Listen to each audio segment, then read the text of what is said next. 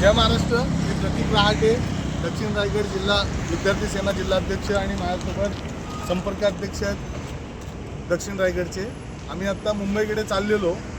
जात असताना मुंबई गोवा हायवेचं काम तर आजपर्यंत जवळजवळ 16 ते 20 वर्ष झाली रखडलेत. काही माणसं मेली, हा विषय होता. आता मग हा राज्यमार्ग पूर्ण होतोय थोडा करून. परंतु हा राज्यमार्ग पूर्ण होत असताना सगळ्यात पहिली घाई लागते ती टोल वसुलीची. टोल वसुली करत असताना आता आमच्या निदर्शनात जे आलं, जसं की काल जो पुण्यातला जो सिक्रेट रोड जो झाला तिथे सुद्धा हीच चुकी सरकारने केली.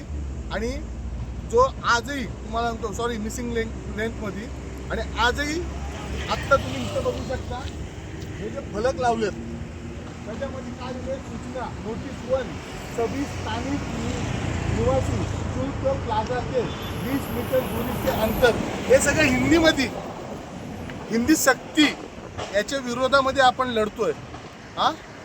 आम्हाला हिंदी सक्ती नको आहे. हे तुम्ही जे करता आता त्याच्यानंतर तो तिथे जो बोर्ड लावतो तो बघा का लिहिलंय, केवळ भारी वाहतूक लिए. तिथे मराठीत कोण लिहिणार?